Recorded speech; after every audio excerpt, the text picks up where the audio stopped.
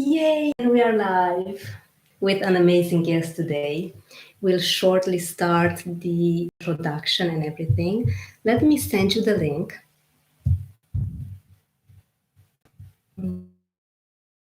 Okay.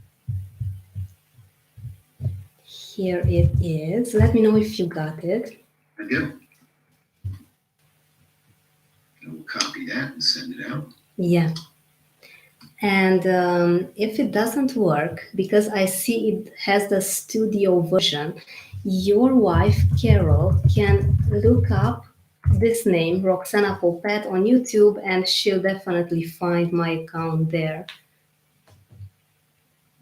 We are going to shortly start. So excited for Rick's wisdom today about wellness. A lot to learn from him. Okay, I just hope it works. Okay.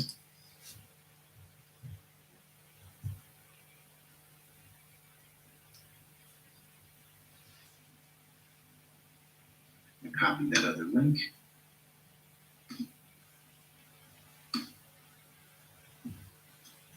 I did tell her your name, and I said, you can go check it out on YouTube, but we'll see if she gets it. Yeah, and we'll start when she's ready because we are quite on time, if that's okay with you. But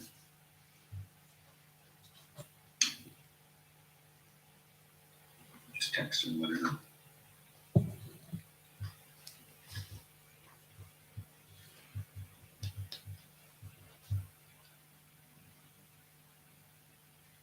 So how are you doing today?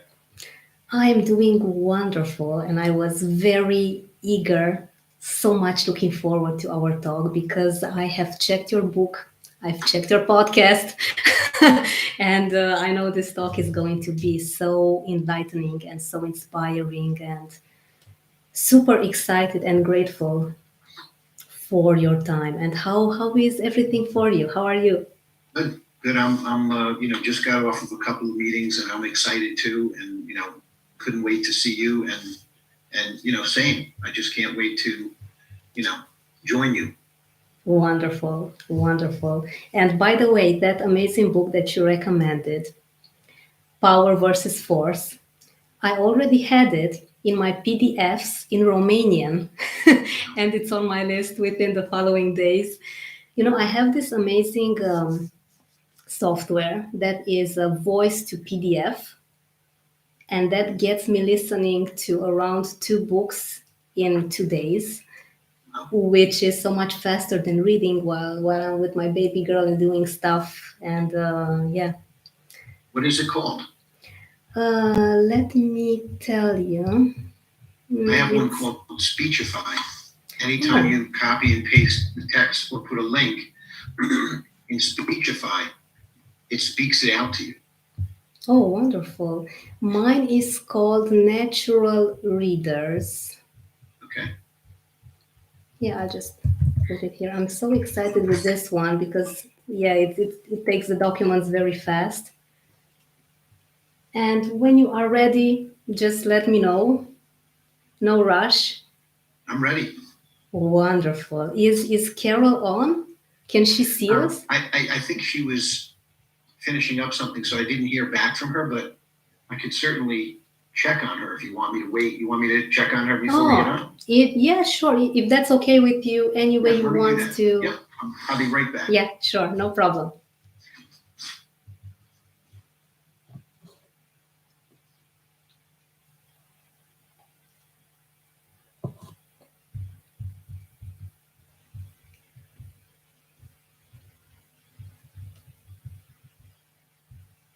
And we are having Rick back in a few moments. We want to have his gorgeous wife with us as well to watch us live record this great talk.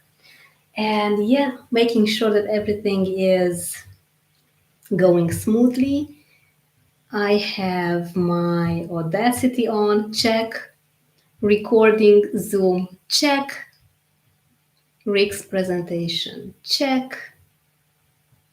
Okay, it all should work amazing. Okay, she's going to jump on. Wonderful. Wonderful. Thank you. Oh, it's my pleasure. It's my pleasure. Congratulations for you both on co-authoring this wonderful book, which I'm so curious to see. Oh my gosh, another book on my list. Good. Okay. Yes, yes, love it. I love the picture. It's very suggestive, very impactful. Okay. So when you're ready, we can start in three, two, one. Hello, everyone, and welcome to the 19th episode of the Stories About Fear with Rick Gabrielly, the currency of connection. Let me tell you that Rick is more than impressive as he is an amazing wellness entrepreneur. The first we are having on this podcast talk about health, wellness, and a few words about Rick before we start because he is going to do the talking today. Rick is a passionate husband, father, coach, author, podcaster, and his limitless enthusiasm, love of technology, and exploration of energy medicine inspires and motivates others by choosing love over fear. I love this. Recreates an environment of high vibration, light filled possibilities to help others uncover, cultivate, and celebrate their own unique gifts as well as the gifts in those around them. Rick Gabrielli is the COO and visionary of Scarsdale Dental Spa and Wellness for the past 27 years. Along with his beautiful wife, Carol, they are independent distributors and group leaders for BEMER Group USA and co-authors of The Currency of Connection. Rick is in regional leadership with Master Networks and is a speaker, author, educator, and a co-host of the runaway hit podcast, The Road Ahead Cafe.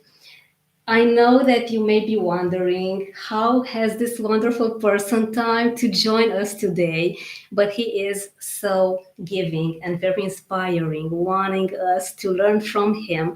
So welcome, Rick. It is Thank you such a so much. privilege to have you today with us.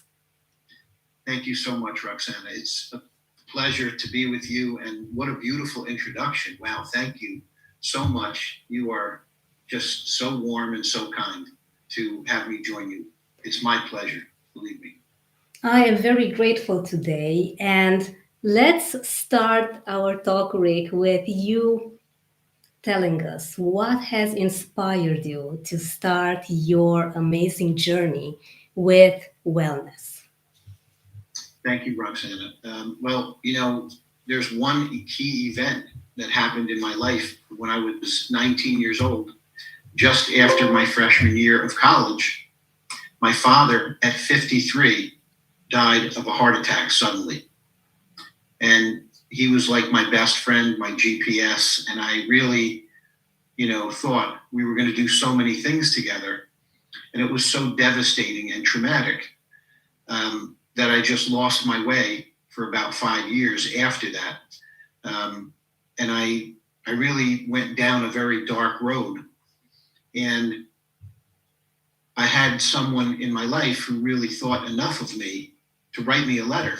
It was my high school biology teacher, Noel Haskell, affectionately known as Booksy because he was always about books. So we nicknamed him Booksy.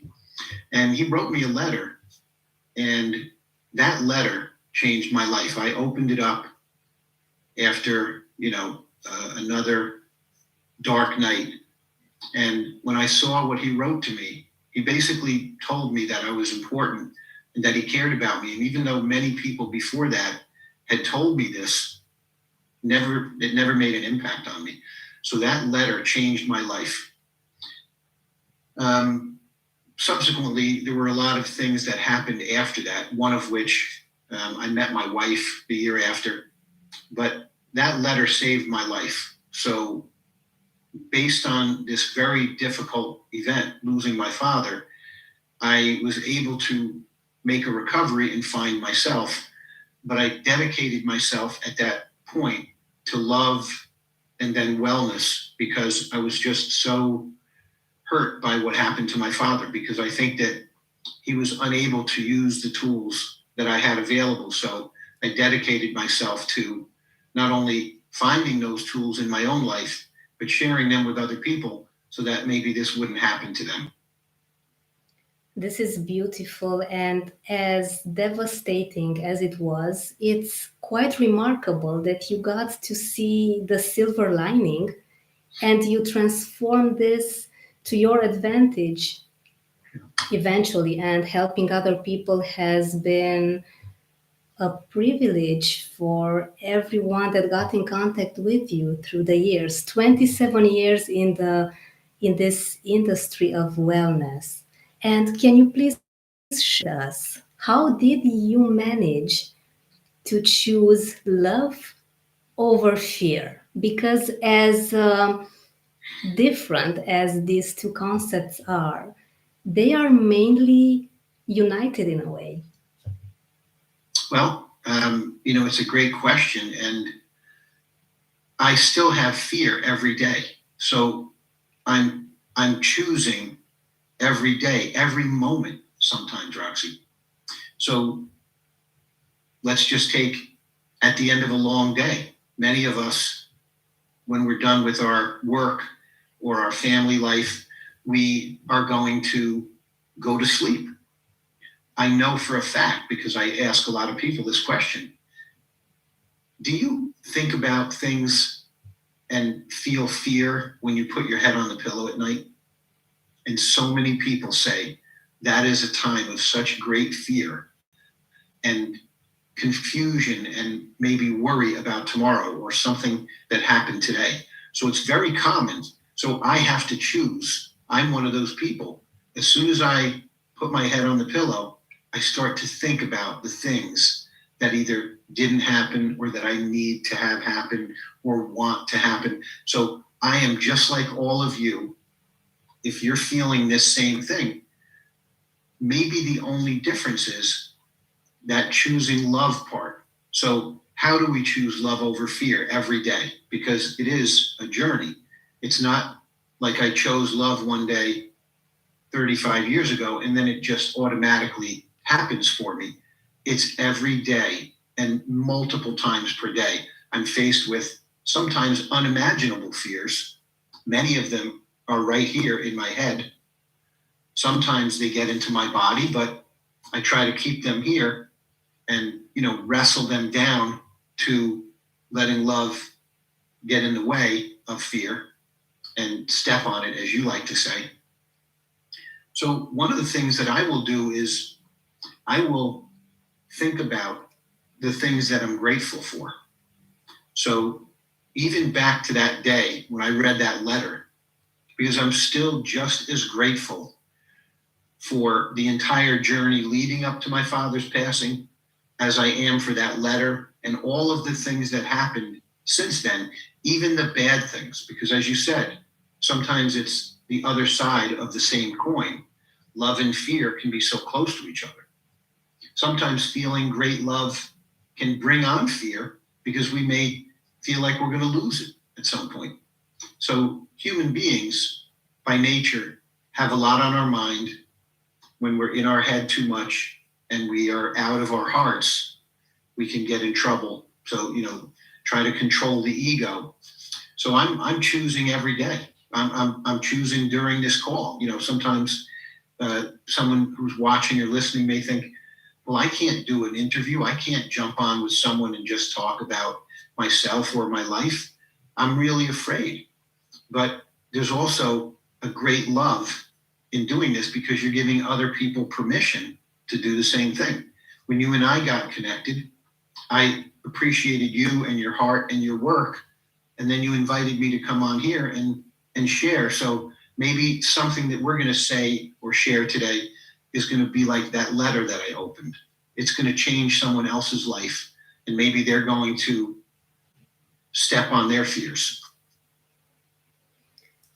This is very beautifully said, and thank you for mentioning this. Hearing you talk now, this hasn't happened before, but it got me very emotional, and I'm trying to process everything so that I am staying present, being grateful in the moment, and I want to be very focused on how you got to be so loving and so giving.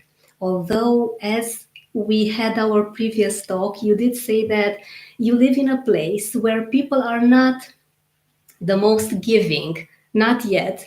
People are still processing through their fears, through the hardship that they have endured, maybe due to COVID as well.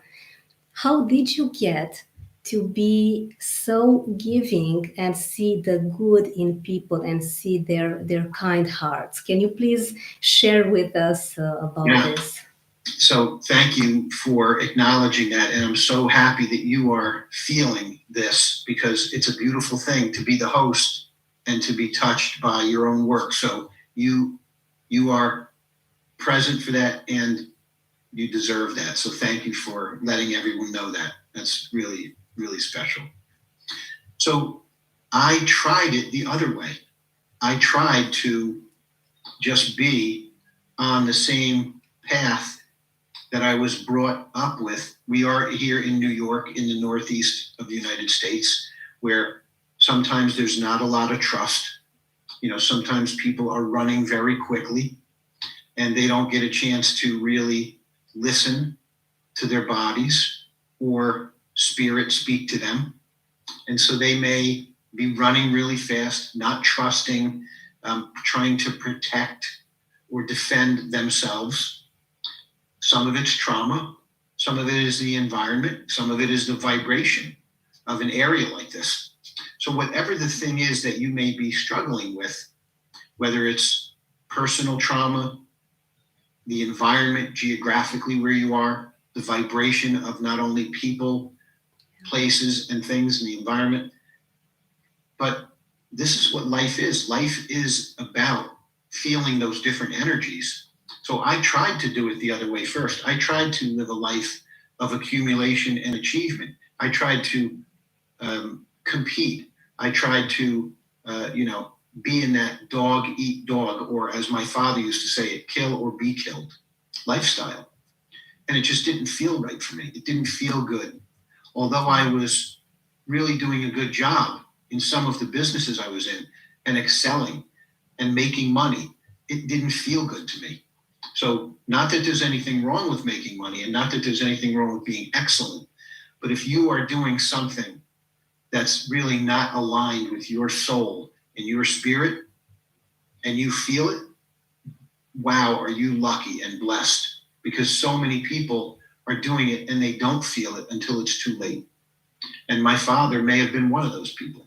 So there may have been an imbalance because he was born and raised in the Depression here in the United States. He didn't have anything as a kid. So he had to work.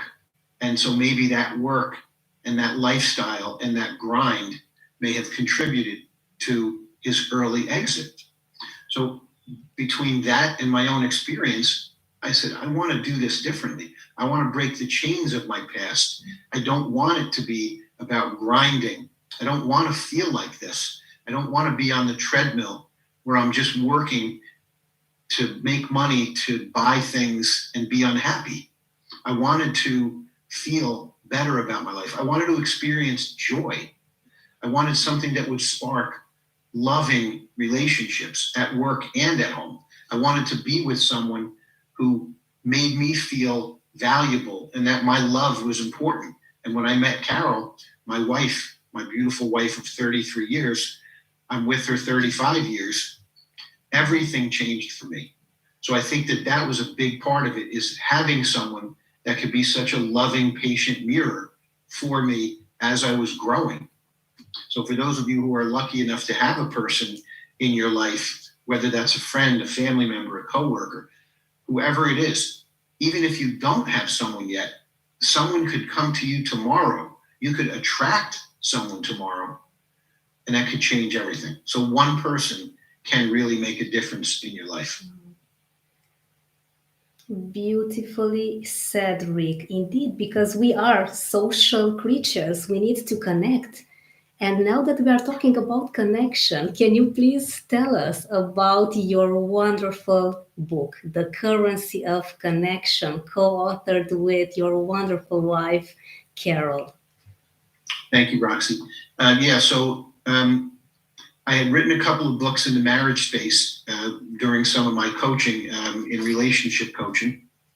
And when the pandemic hit, we had always thought about writing another book. And when the pandemic hit, we were forced to be in our own dining room every day on Zoom, on our dining room table. And there we were in meetings, meeting people, trying to network, trying to connect, trying to pivot, reposition some of our businesses. Our BEMER business was all in wellness fairs in person. All of a sudden, now we're in our house, trying to manage our children and our businesses with no outside connection. So we couldn't meet and feel people anymore. And Carol, although she's a classic introvert, loved being out with people, especially elders at these wellness fairs, and meeting people and looking into their eyes and feeling their presence and their energy when we were with them in person. And we knew what they were feeling, because we could see it and touch it. All of a sudden now, not only us, but many people we talked to were talking about how isolated they felt and how they didn't feel the energy anymore of people, and that they felt like they were undernourished, not only with food, but with that energy from other people, that heart food that we need to get, because our hearts are speaking.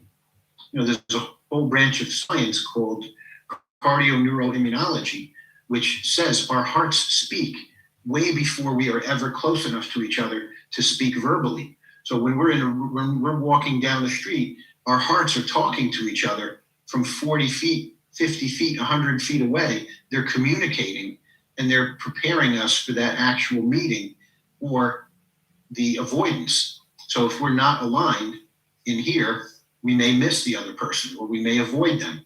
You know how when you look and you see someone, you make an instant assessment. That's because your heart and all of your chakras are at work identifying the energy of this other being. So you make a yes, no really, really quickly. Sometimes our appearance governs that, but most of the time it's an energetic connection or not. So we were feeling like we were missing that. So we decided to have some conversations about it. And as we were talking, one day, it was so deep and so profound. I said to Carol, why don't we just press record on a small recorder, and let's just record this conversation. This is getting so juicy. I don't want to forget this. Pressed record. We started talking. We listened back to it. It was so magical. We started talking about writing a book on these topics. We transcribed many of those audios, and that's the currency of connection. Beautiful. And this is an example of how the pandemic is beneficial for us. I myself have some similar stories about starting the podcast. And as I also had the baby here, why not do more since I cannot go out anymore? Beautiful. Can you please, Rick, tell us, since you are a wellness entrepreneur, what is wellness to you? What are the levels that you help people with this beautiful human invention that we all need in every second of our lives? And what do you do exactly with your business so that the people watching and listening to us can learn from you and contact you and collaborate with you further? Thank you, Roxy. Yeah, so there's a number of different things. So to me, wellness there's a feeling that you have when you wake up in the morning.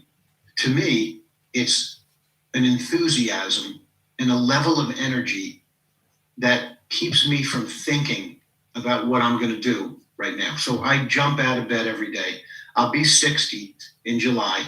So I'm 59 right now, and I have more energy now about the things that I'm doing in my life than at any point in my life. Two reasons for that. One is because of the things that I do in my own wellness program, but really more because of the activities that I'm choosing. And that keeps me so excited. I'm not thinking as much about, what am I going to do today? I always have some things to do. And if I have nothing to do, that's even more exciting because then I can just sit back, maybe listen to one of your podcasts or read a book. And so I can take in some more knowledge and I can be the observer. So if any of you are watching and listening thinking, well, what is wellness, Rick? It's a state of mind. It's a way of feeling. It's different for every person. Some might say wellness is physical. To me, I think it's much more emotional. I would say it starts with that mental health, which is something that we all have to pay attention to. Cognitive function. One of the challenges of my generation is cognitive degeneration. So how do I keep my brain and my thoughts and my thinking machine healthy? We already have seen many people who are a bit older than me struggle with memory loss and cognitive function loss. So that's something we have to pay attention to. Mental health and emotional health, I think, are number one. So when I think of wellness, I think of my brain, my memory, my thinking, because those are the things that we take for granted when we're healthy. We could lose that at any moment, and the physical body is just going to follow whatever this does. So although we like to think, well, I'm going to lead with my heart, we do need the brain to work because it is one of the centers, as well as the gut, of our overall health. So I think of emotional and mental wellness. How do I keep this sharp? Doing this with you is keeping this sharp. This is an activity that really helps work the brain, is connecting with other people and talking about things like this, keeping it deep. Don't stay on the surface, go deep, build solid relationships, personal and business. Use your heart. Make sure you cycle in a lot of love each day. So the heart is a reciprocal muscle. It has to have a cycle of love going in and out of it. Think of a circle. Think of a water wheel like this in front of your body, an energetic water wheel that brings love into your heart and brings love out of your heart. So there's a water wheel. If it's going right, this water wheel of love is constantly going in and out of us. So hopefully in equal proportions, we are giving and receiving love like a water wheel. Think about that. That's a very high energy source. So if you have your mind working, same thing, stimulating it, but giving and receiving equal amounts of stimulation. And then your heart and all of the different chakras in the body, they're energy centers. So for me, to answer your question, wellness is emotional and physical and spiritual. So, there's some kind of a connection to a source. I like to use the example of source, self, spouse or significant other, and then what I call special people. So in order of priorities for me, connecting to source, loving self, and doing self-care, which means putting me first, and then a partner or spouse, and then special people are children, family members, community people, co-workers. So some might say, Rick, you're telling me to put my kids after me and my spouse? Yes. Source, self, spouse, special people. Watch what happens when you have enough energy and love and wellness in your life so that you can, with a person, a partner, if you have a partner, then go at source, self, spouse, go at those other things. You are able to support children, friends, other family members, co-workers, and your community in a very different way.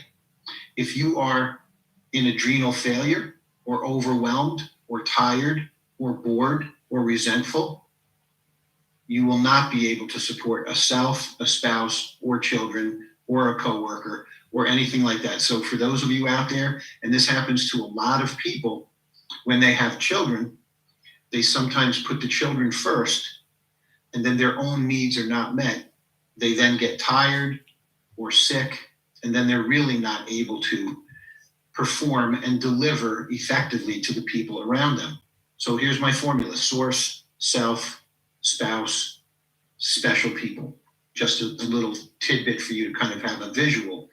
So but again, just like choosing love over fear, it's an everyday battle, challenge, and I have to make a decision for my own wellness today. This is not something you get well and then you don't have to do anything. There's no autopilot. It's every day of your life, jumping out of bed with joy, finding something you love to do that you're passionate about, and finding people like you, Roxy, to align with, to be able to share this message and give these gifts, uncover, cultivate, and then celebrate these gifts in ourselves and in others. I am so grateful that you mentioned this, because indeed you cannot give from an empty bag. There's nothing that you can teach others.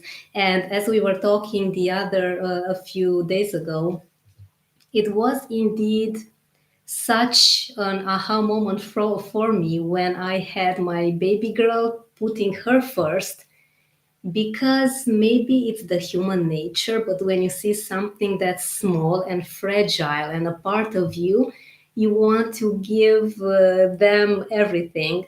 Yeah. But since the next day I felt awful and I did not feel any more love and connection, yes, it was a great reminder. Okay, I'm putting my own self-care, my own wellness first.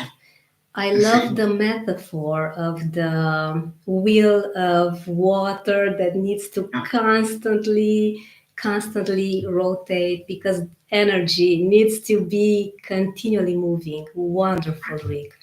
Can you please tell us, because it was beyond impressive to me, what do you do through your business at the Scarsdale Center that you are running for quite a while now? So this is a great story.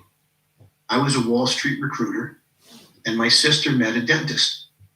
So one day I went to the office to visit, and my brother-in-law, who was the dentist, was working on an advertisement.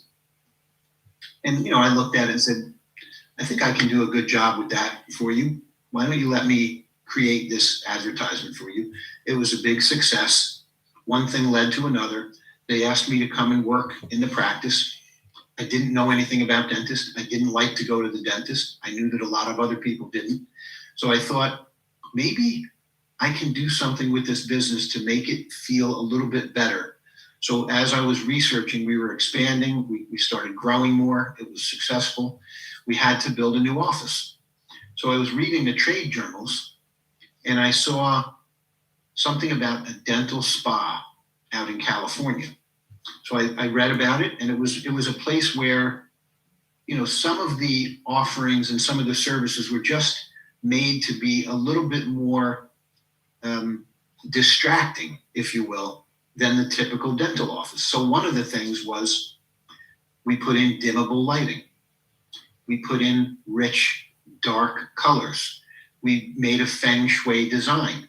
We used curved walls. We had meditative music. We had diffusers with beautiful, relaxing scents of essential oils. And so all of these things came together. Memory foam chairs, TVs on the ceilings, aromatherapy, and these hand wraps with warm mitts when you were in the chair. So one thing led to another. The next thing you knew, we were attracting phobic patients who otherwise would not be going to the dentist. And then we brought in things like Reiki and healing touch. When we found BEMER, we put in a BEMER salon so that we could use that device to help people jumpstart the healing process right in the office. So one of the amazing byproducts of this was not only were the patients excited to be there, but the staff loved working there. And they started to embrace that mission of wellness. And so we accidentally created a new way to offer dentistry. So we are doing the same work as other people doing it that do in any other dental office, but we just do it in an environment. Again, the environment matters. The people matter. The alignment and the energy of the space matters. So it's like coming into a spa and wellness center to have your dentistry done. So we've changed the paradigm of how to offer dentistry, and I used it as a wellness laboratory to then craft my marriage coaching practice, and then this connection practice, and all of the networking that we do. And we hosted special events there before the pandemic. So we were bringing people closer to this self-care, the products and services and the lifestyle of self-care to be able to help improve wellness in everybody's life. I think that for me, it would be challenging to leave that amazing wellness spa room that you created and then go to the dentist, but it's for sure an amazing experience. And I would love to get through that. I had braces, and stepping on my fears with these dental works was one of my greatest challenges for sure. Yeah, me too. And Rick, since you are so passionate and such a strong advocate for living a healthy life in completely all ways, soul, spirit, health, with your body, and you do all these amazing things. Can you please tell us what would you say that inspires you most without going through all the filters in your mind now? What inspires me most is meeting new people and being able to learn from them, because I'm just getting started. So a lot of the things we talked about today are kind of like the foundation, because the things that I'm going to be jumping out of bed for in 5 years from now, I haven't even figured out yet. I haven't even been told. I don't even know what the project is. I don't even know who the person is that is going to be igniting me in 5 years from now. It might be something that you connect me to. So the very exciting piece of this, Roxy, and the most inspiring piece is you and I just met a little while ago, and look at what we're creating today.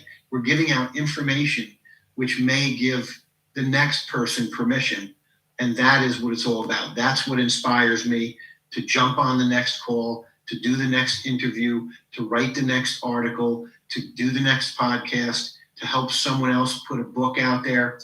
You know, that's a big part of my life, is helping new authors write their first book. So it's just being excited, to make these connections. Beautiful. And you got this to be your life mission in a way, connecting and helping people find themselves and do better. Before the next question, I want to share with our audience this incredibly beautiful excerpt from the signature of your email, which I truly loved. And it goes like this: Carol and Rick Gabrielly have been helping others gain awareness, access education, and find opportunities for over 34 years. Through the power of connection, they've been able to help individuals and families around the world get healthy and enjoy a simpler life at home and at work. You give this full package to the people you meet with. You help them connect with themselves in completely all ways. And I wanted to ask you, what do you think that is a great advice that you can offer to young people, someone that's at the beginning of their journey? What would you suggest they focus on first? This is a great question. So I happened to have a conversation yesterday with one of the students at my college, who is now a junior, in Iona College, where I graduated in 1984. And I'm a part of a mentoring program there where I have some students who are 18 to 21 years old. And she asked me this same question. So I thought about it. And even though we're having a wellness discussion, I'm going to talk about connection as the number one reason for creating this, what I'm going to call your network. But it's much more than a business network. So even though I'm going to tell you to keep track of the people you meet in a certain way, this is not a business exercise. This is a lifestyle exercise, because for so many years I would meet people and then maybe I would have their name, email, or cell phone in my smartphone, or maybe I would have them written on a piece of paper or in a notebook. But many years go by, and then I want to reconnect with that person, or I remember, oh, I remember what business they were in, but I don't remember their name and I don't have their phone number. So the number one thing that I could share that I think will change your life is when you meet someone who touches you in some way, gives you that energy or that enthusiasm or the goosebumps, where you just feel some kind of impact from them, put their name on a list. Have one list in your life, whether it's a piece of software. I suggest a Google Sheet, again, keeping it simple, and then just put their name, the date, their email and cell phone, what they do, and then find out 2 or 3 pieces of personal information about them. Ask them about their family. Ask them what gets them excited in life. Know something personally, and remember that. Put it in the notes field. Now, build that. You can call it a database. You can call it a contact list. We all have CRMs. We all have cell phones.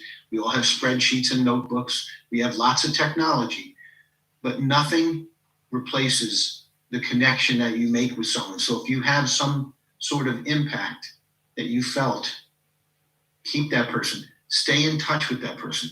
Ask that person about themselves. Be interested in them before you're interesting, and tell them all about you. I know this happened when you and I met. We were basically going back and forth for who wanted to learn more about the other one first. You're trying to trick me into talking, Rick, and you wouldn't let me. You didn't want to talk. You wanted me to talk because you wanted to learn about me. So we were doing this with each other when we met. So that is the greatest gift. So if you're a young person watching today, or you're in the middle, or you're more mature, keep track. Just start today. You don't have to try to figure out all the people you met yesterday. Just put down one name, put down all of the good things that you have to have, and watch what happens. At the end of a year or two, you'll have an incredible network of people, and they're all going to have some impact on you. Look back on that. Nurture that. That is your gold. That is your greatest resource, is the people that you meet. I was in a meeting this morning where 5 or 6 people thanked me because they texted me, and I was able to connect them with someone who helped their child. They found a therapist. Someone else found a coach. Someone else had their identity stolen, and they found someone to be able to help with the identity theft. And I could go down the list. So it doesn't matter what area it is. If you know someone that you can connect someone else with, that is the greatest gift. And it has nothing to do with money or business. They're not paying me for this connection, but they're giving me the greatest currency, which is the currency of connection. Wow. I love it that you mentioned this, Rick, because since we all need to have the most qualitative connections, to have the most qualitative life that we can possibly create for ourselves, what can be more beautiful than this? And indeed, money is super important. And I have to say that I do love money, but the amazing feeling that I have when helping someone that's not for money, as you said, you connect people with a therapist, you connect people with someone that can help them in a very sensitive situation in their life, then that's a whole different level of fulfillment. And I have been reading this great book, Rick. It's my second on this topic about the spirit molecule, DMT. And I was wondering, what is your approach about fulfillment, joy, and happiness in life? How do you see these three very similar yet kind of different concepts?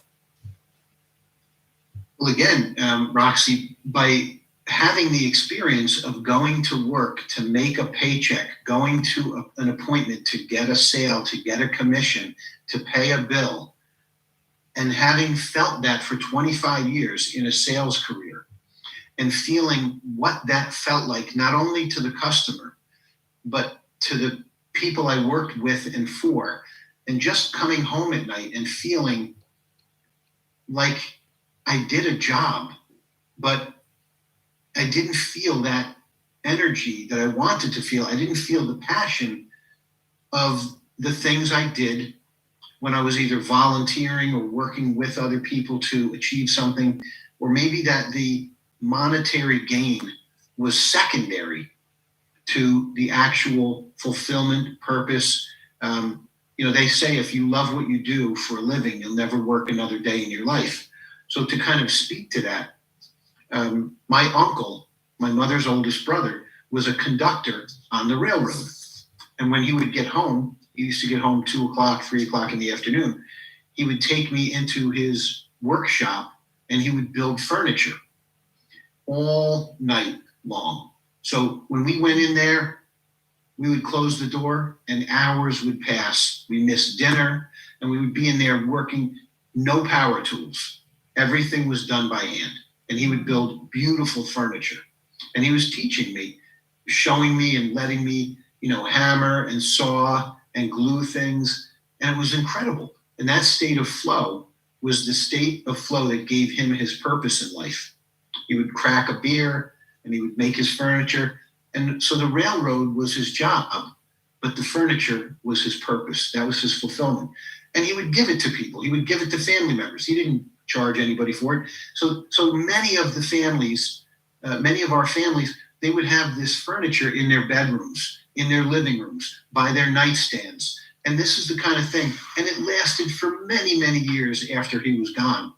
So he helped people on the railroad by day, and he made furniture at night. So I'll ask the audience, what is your furniture? What is your purpose in life? What do you like to do? Yes, we need money. We all love money. Let's admit it. We need to have it. We have to pay our bills. We have to save some. We have to try to build our futures. But by far, I'm much more excited about the impact that I have on another person. Because think about it. Is all of that money and all of that financial energy just supposed to be in my life? Or what if I make an impact on someone else today for free, but then they go out and do something that generates money for them? Can't I make a claim to the energetic creation of that abundance? Or is it only what Chase tells me is in my bank account that is mine? How about universal abundance? How about if I make an impact on someone watching and listening today and they say, I'm opening my own business. I'm doing it. I'm going to start making furniture like Rick's Uncle Jimmy. And they go out and make furniture and they make a lot of money and they make a lot of people happy. Can't I stake a claim to having some involvement energetically, universally, spiritually in helping that person? So that is part of my abundance. So it's not only what's measurable that matters. Wow. This is beyond inspiring. And again, my mind is going now to process everything because I have been reading about this as well, working on my mindset about finances. And it got me thinking about this amazing device that you are using. If that's okay with you, can you please share with us a bit about this BEMER technology, which is Sure. mind blowing and not too many people know about this? So I was at a wellness fair, an event out in California in 2016, and there were about 400 people there. And we were divided into 4 teams. So it was like a convention center. So I happened to be on the red team. So each team was instructed to wear colorful clothing and accessories with the color of their team. So I was wearing a red mohawk on my head. I don't have any hair, so I had this red mohawk wig on. Imagine this thing sticking way up. And I'm in the front seat, in the first seat, in the first row of this event. So during the breaks, we're all jumping up and down, and the red team is sitting together, and the yellow team, and the green team, and the blue team. So at one time in the break, one of these young ladies ran up to me and she said, I just have to meet you because you look so crazy with that red mohawk on. You're someone I want to know. And her name is Heidi Simon. And she said, I need to know who you are. Let's do we were having these breakout sessions where we were going to do like trust building exercises together in pairs. So she said, would you be my accountability partner? Yes. So there I am with my mohawk, and there she is. And she happened to have a BEMER with her at the event, and it was sitting on the desk. It's a little box. She had this wrap around her neck, and she would press the button every few minutes. And I noticed it, but I didn't know what it was. And she said, have you ever heard of BEMER? I said, no, I don't know what it is. Well, she said, it's a German product. It's a medical device. I have one with me. Let me tell you more. What do you do? I'm in the dental business. Oh, I have a dentist in California using one. Would you talk to him and his wife? Yes. One thing led to another. She sent me emails. I went home not only buzzing from the event and the meeting, the connection to Heidi, but also this gift of this potential new product, which was an in-home wellness product. So I said, I need to know more about this. So anyway, we found out more about it. It's an electromagnetic therapy. BEMER stands for Bio Electromagnetic Energy Regulation. And it's a naturally occurring system in the body. But as we age, our regulation, which is the thing that body healing itself, it slows with age, with environment, and with systemic stress. And the BEMER helps improve circulation and restore the body's own ability for regulation. So it's like a healing tool. It's another tool in the wellness arsenal. So by no means is it the only thing that we use to stay healthy, but it's one of the tools. So, for anybody who wants to learn more about it, you can reach out to me. I'm happy to tell you about it. We're in 43 countries. It's a 25-year-old German company, and founded by a gentleman by the name of Peter Gleiman, and just a terrific organization. There's only one product like BEMER in the world. It's we've got 6 global patents. NASA is using it and doing research with BEMER on it. So there's a lot of different things. We have blind third-party studies, double-blind studies on the internet at PubMed.gov all about it. So something that you don't have to believe me. You could just do your own research. But it was life-changing. So I think I know where you were going by asking me that. So since I've been using this thing 5.5 years, I have noticed a tremendous difference, not only in my personal energy, but in my emotional energy and my ability to handle stress and to take on more and to recover. So, it's something used by thousands of Olympic and professional athletes to recover. So, it basically helps improve circulation. So getting more oxygen and removing toxins in the body is one of the essential things we need to do as human beings. And BEMER is a support tool to do that. And for the people listening to us, because the ones seeing us can see that Rick does not look his age at all. He did mention his age earlier, but let me tell you, he looks 10 years younger at least. I had this amazement when you first told me your age, and your energy is completely different from this biological age that you have.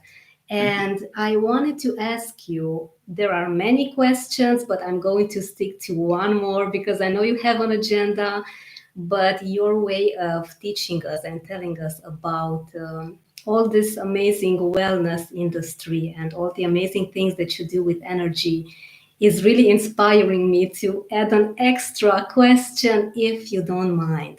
Sure. What would you say, if any, about the difference between aging and getting older? Yeah, so this is something I talk about all the time, and I think about it myself because I have friends around me, and maybe I won't see someone for a few years, and then when I see them again, I notice, are they aging gracefully? Are they getting older, as you said? So and what does that look like, and what does it feel like? So I think, again, going back to the mental state is kind of like this connection between all of the different phases of us as a human being. So we have our physical, we have our emotional, we have our spiritual. So it's quite possible that in any one of those areas, one person may be accelerating more quickly, and then therefore what that does is impact one of the other areas of their life. So let's say someone ages physically. Joint health is a big part of this. If someone has, let's start at the bottom, ankles, knees, hips. Those are the most important joints in your body, followed by elbows, wrists, and shoulders, and your neck. So, but you have to keep your legs healthy. So if any of you are listening and you're into working out, you want to have big biceps, you want to have a healthy looking chest, don't ignore your legs. The foundation of your body is your ankles, knees, and hips. If you blow out a knee, ask anybody who has had a bad knee or a knee replacement, and you can't move around as freely. So there's that physical part. If something happens physically, now your mental and spiritual aging accelerates because you can't feel the way you want to feel. You can't move the way. So you start to wonder, oh, I'm just getting older. It's those little aches and pains and those little creaks. And we start to use languaging. So now we start to convince ourselves of this process. Well, it's occurring. It's inevitable. I'm going to be 60. So I have to feel and behave a certain way. And I disagree. I think that, but remember, these systems are working together. So I think that knowing that you're going to accelerate in one of those areas and then either embracing that or trying to do things to slow it down. I'll tell you a story about me. When I was a little kid, maybe 4 or 5 years old, I went into the bathroom one day while my father was shaving. And he had a cigarette in his mouth, and he had his razor out, and he was in his t-shirt, and he was shaving. And I looked up and I said, Daddy, I want to shave. I want to smoke. So he was like, oh, yeah, you want to shave and smoke? All right. So, he got me a little plastic razor. And, then I would shave next to him every morning with my little plastic razor. He did bring me in the kitchen one day and give me a cigarette. And I smoked it and choked and never wanted to smoke again. I did later a bit. But I always wanted to be older than I was. I wanted to have the car. I wanted to have a house. I wanted to have a family. So when I was 10, and everybody said, oh, Ricky, you're 10. You're getting so old. I said, I'm only 10, but I can't wait to be 20. Why? Because when I'm 20, I'll be free to do what I want to do, and then I'll be able to do my own thing. Oh, you don't want to rush it. So I turned 20. Everyone's like, oh, you're 20 now. You're old now. You're getting to be an old man. I said, I can't wait to be 30. Why? Well, because when I'm 30, I'll have a little more money and I'll be a little more, figured it. Okay, I turned 30. Oh, you're 30 now. You're almost over the hill. Wow. I said, I can't wait to be 40. Why? Because when I'm 40, I'll be more relaxed. I won't be so running so hard and, being so worried about everything. Oh, I turned 40. Oh, you're an old man now. I can't wait to be 50. Why can't you wait to be 50? 50's an old man. No, I can't wait to be 50 because I'll have wisdom. And when I turn 50, I can't wait to be 50. Oh, come on, you don't want to be 50. I turned 50. I said, I can't wait to be 60. Why do you want to be 60? Because my father died at 53. If I make it to 60, that would mean I made it further than him and that I was doing something right. And I wanted to outlive that trauma. So now I'm 59. I'm about to be 60 in July. How exciting. And how exciting it will be at that party when people say to me, hey, congratulations, you're 60. You're an old man now. And I'll say, I can't wait to be 70. So I'm always looking forward to the future, not the aging process, not the number necessarily, but the things that are going to come with that are so much better than today. What you're doing with this amazing technique is changing the fear of the unknown that comes with age, that comes with not knowing what things are going to look like tomorrow, even, to excitement. I don't know how it's going to be exactly, but I'll make it terrific. And I admire you for choosing the perspective that best fits your needs so that you can lead a healthy life. And yeah, I look forward to listening to you. Okay, I'll be 200 in 10 years' time. Why not? I'm also very keen with living a healthy life, and I do plan on living more than 150. So it'll be amazing to us meeting in a few decades and yeah, being excited for another great opportunity. Rick, this has been more than a delight, and I cannot express in words my gratitude and how amazing you have made me feel by you sharing your stories so authentically. And I am beyond happy and grateful to have had you today.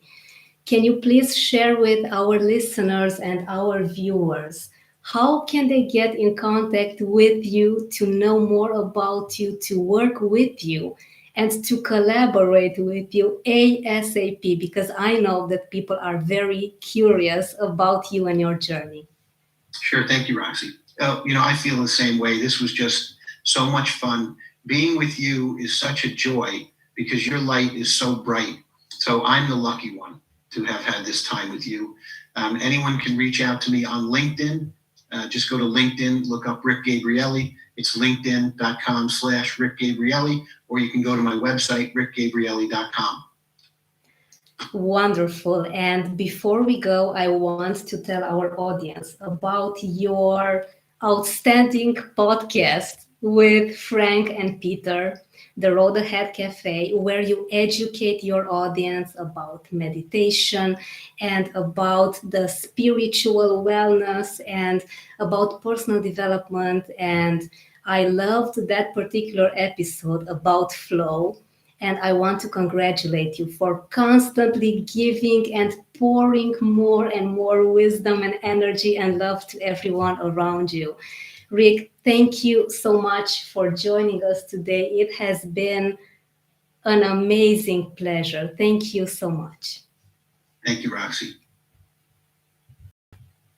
And saying bye to our friends on YouTube and to Carol as well. I hope to meet you, Carol, one day in person as well. Thanks for joining us.